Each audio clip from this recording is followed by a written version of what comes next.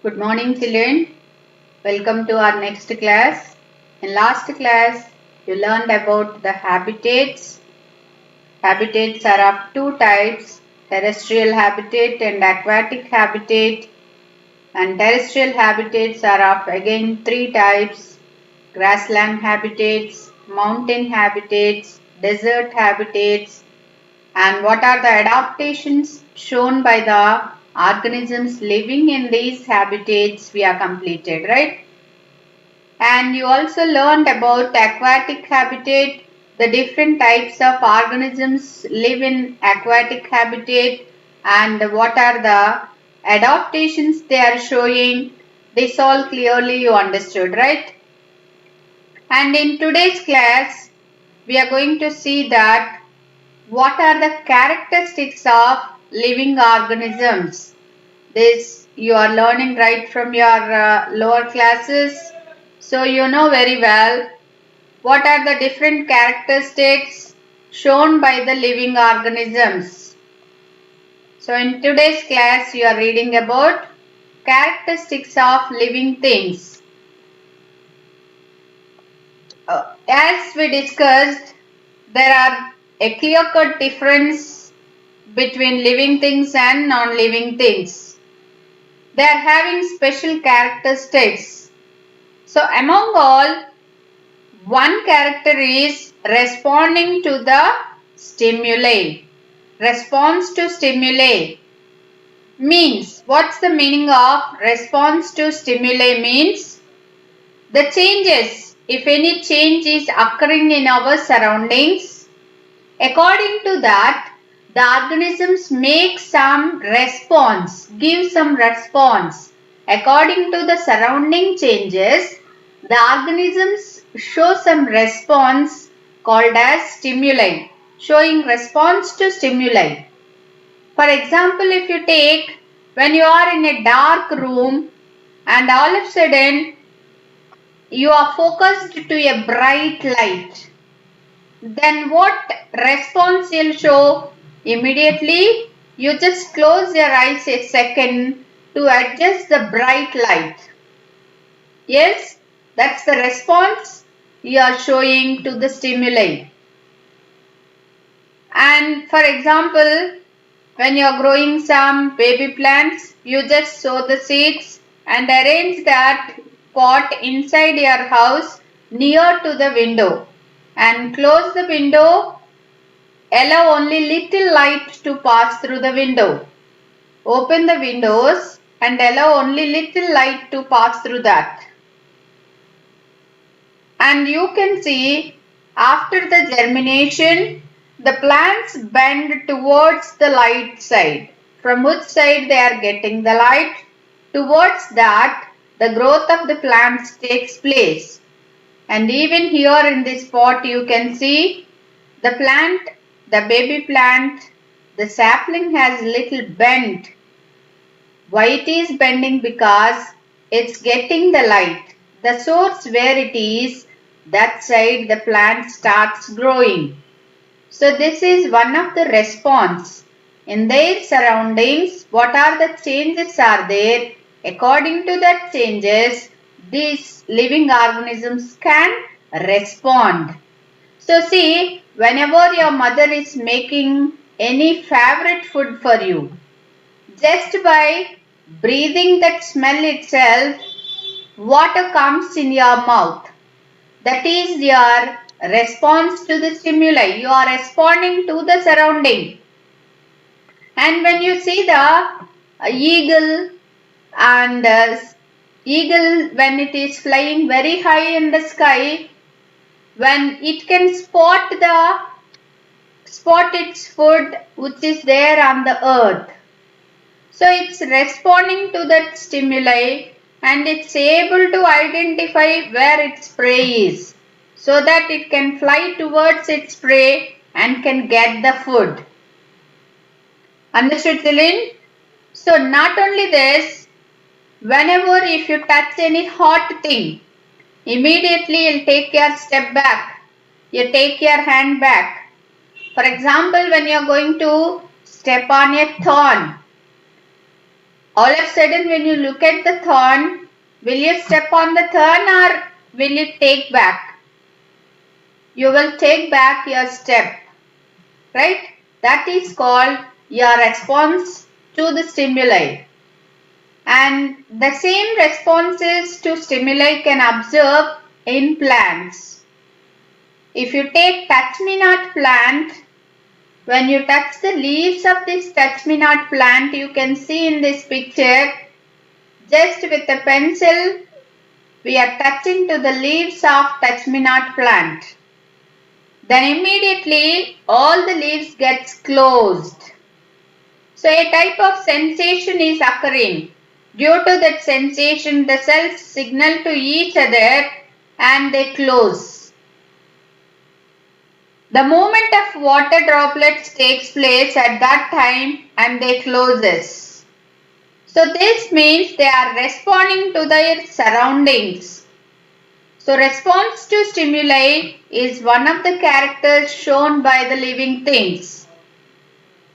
In the same way, what are the other characters living things shows we are going to discuss now. As you all know, every living organism need food. What for they need food? They need food to get energy, to grow and to live, to continue their life processes. They need food compulsory. In the same way, they need water and very essential thing, they need air and also the sunlight. You know, the plants are the primary producers in the earth. They are the only living organisms can make their own food. You know the process of photosynthesis, right? Where the plants use water, air and sunlight and make their own food. That's why they are also known as producers. So these producers are giving food to other all living organisms, human beings, animals, either directly or indirectly. Sometimes we are not directly eating the plants. For example, when you eat meat, that means we are eating the goat. So goat is depending on the plants. That means indirectly we are taking energy from the plants. So plants are only the organisms using all natural things and making their food. And the animals and human beings, all other organisms are directly or indirectly depending on the plants to get their food. So eating food is one of the character of living organisms, right? And now growing. Growth is also one of the character of living organisms. For example, when you take an egg after hatching means the mother bird sits on this egg and give some warmness to the egg to produce the babies. Sitting on egg, that means a zygote. So sitting on this egg and giving birth to babies from that egg is known as, by giving warmness, it can produce the babies. So such process is called as hatching. So after the hatching from egg, a chick is developed. From the chick, the adult hen is developed. Hen or cock going to develop. So from egg stage to the adult hen or cock, each stage you can see the growth of the organism. That means they are growing in every stage. In the same way, when you see the life cycle of human beings, when they take birth from mother's womb, they are very small in size, but when they come to the childhood, when they start going to the school, their height increases And when they are reached to the teenage, many changes occurs in their body structure, and in the same way to the adulthood, so many changes, and finally they'll become old. That means in every stage their growth is taking place. Their height is increasing. Their weight also increases. So that growth is possible only for the living beings. Then sometimes we can see the growing clouds. Even sometimes in the sky the clouds are present. So the clouds also starts growing. That means, can we consider the clouds as living things? No.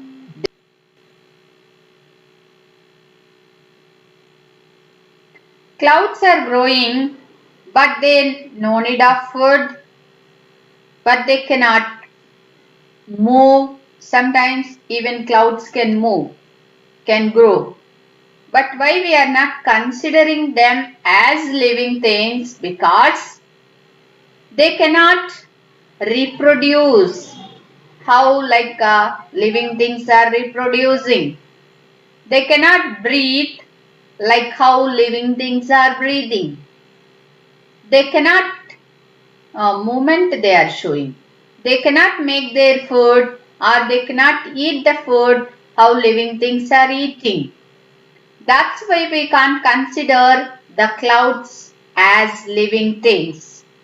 Right? So they are natural living things. Okay? So they are known as natural living things. Because they are growing in size, they are moving. Some characters of living things the clouds are showing. So we are considering them as natural living things. Not exactly like all the living things. They won't show the characters of all the living things. That's why we cannot keep them in the living things group. And are all the plants, then only the animals and human beings are growing, or plants are also growing? Yes, definitely the plants are also growing. When we sow the seeds in soil, you know the germination process. After sowing, they'll take the water and minerals from the soil, and first they start giving out a radicle. From the radicle, that root system grows, and then a plumule is developed. First 2 leaves comes, and then 4 leaves, like that the shoot system grows. So in this way, when it is in a seedling form, the height you can see. When it developed into a complete plant, you can see the height. So along with other animals and human beings, the plants are also growing. That's why we are considering plants are also one of the living thing. Understood, children? So till now we discussed about 3 characters of living things. One is all the living things respond to stimuli, and the second one is all the living things need food to do their life activities. All the living things need food. And the next one we discussed, all living things can grow. Right? Now the another one is locomotion. They show the character of locomotion. What's the meaning of locomotion? Locomotion means moving from one place to another place. All living things shows the character of locomotion. Locomotion means moving from one place to another place in purpose of getting their food or in the purpose of finding their shelter or to improve their species. That means for the process of reproduction, in search of food, in search of shelter, in to reproduce their own kind. The animals shows the characters, not only the animals, most of the living things will show the character of locomotion. Then movement itself called as locomotion, right? Then our car is moving, our jeep is moving, our two-wheeler is moving, our bicycle is also moving. So can we consider these things as living things? Because they are also showing the movement. Yes? No, we cannot consider them as living things because they are moving, but they are using the external energy. We need to give some external energy in the form of fuel. Whereas in the living organisms, they themselves acquire the energy from their metabolic activities. The process, different process goes in their body, gives them energy. And the food which they are eating gives them energy. By using that, the living organisms are showing the character of locomotion. Understood, children? So, then what about the plants? Are they showing the locomotion process? They are fixed at one place. They are not moving, but we are considering them as living thing. Why? Because except the locomotion, remaining all the characters they are showing. And also, sometimes towards the light they move. Some parts of the plant will move towards the light. Just now in response to stimuli we had seen, wherever the light source is there, that side the plant part is bending. So like this, the plants are also showing the locomotion property. Okay, now when we see the next property of living organisms, all the living organisms will breathe. This is very essential property. Every living organism shows the property, shows the characteristics of breathing. Human beings breathe air and they use the oxygen from it and they are releasing the air which have more carbon dioxide.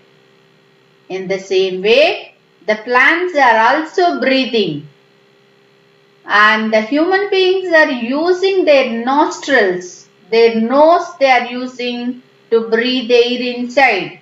Nose has two openings called as nostrils. So they are using nostrils to breathe. In the same way, the plants are having tiny pores in their leaves known as stomata. So by using this stomata, they are exchanging gases. They are also breathing like us. Not only the plants and human beings, even the other organisms, every living organism which is eating food, which is growing, which is reproducing, which are showing all the characters of living things, every organism shows the property of breathing too. Understood, children? So all the living organisms breathe, all the living organisms need food, all the living organisms are responding to stimuli, all the living organism shows the property of locomotion, and all the living organisms are breathing. So till now we discussed 5 properties of living things.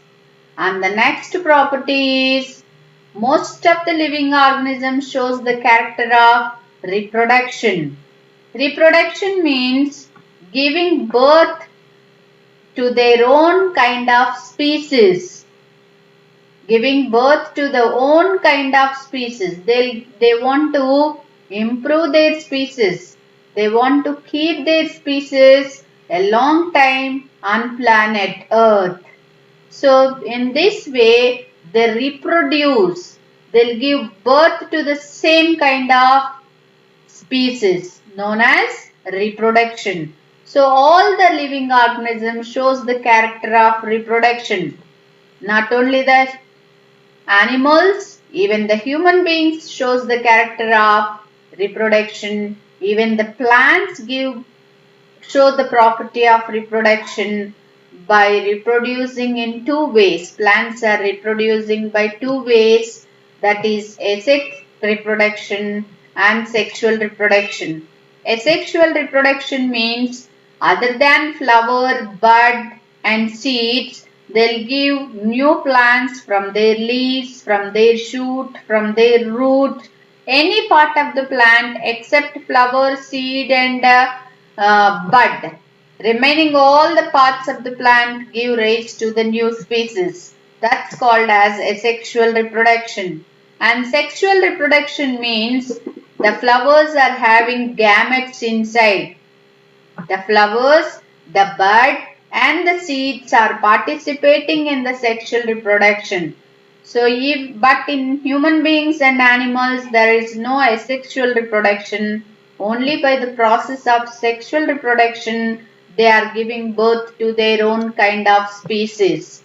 So reproduction is one of the characters shown by all the living organisms. Right? And now the last property which most of the animals shows, not only the animals, all the living organisms will show the character of excretion.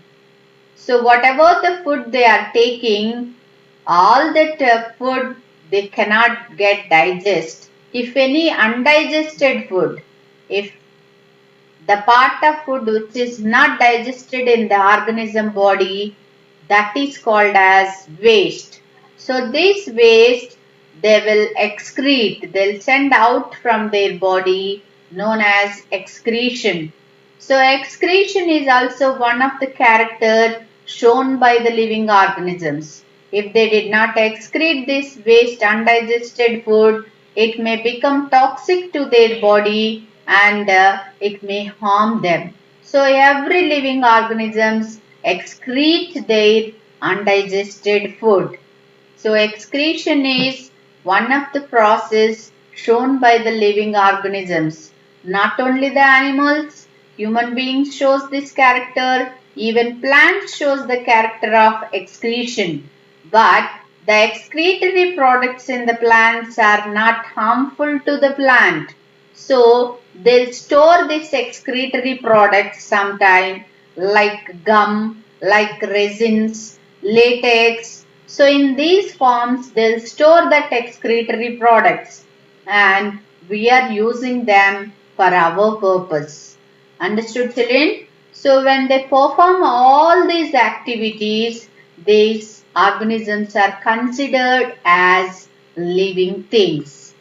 So whatever the organisms are showing, responding to the stimuli, taking food, showing locomotion, and when they breathe, when they reproduce, and when they excrete the waste. So these all known as, and when they grow, when they show all these properties, different mechanisms are going on inside the body. Different systems works in the body. Finally, we can say that organism belongs to the living thing. So which have the life. When any organism performing all these functions, we can say that that organism has life. So when they have life in them, when they are growing, just now I told you car, bicycle are also moving. But we are not considering them as living thing because they do not have life. They do not undergoing for all these different processes. So no life in them. So we are not going to call them as living thing. Sometimes water is also moving. So we can consider water as natural thing. Yes? So now by this you understood very clearly about the living things and their characters, children. So here I will give you one worksheet along with this PPT. So try to solve that worksheet and send the pics to me, children. Thank you.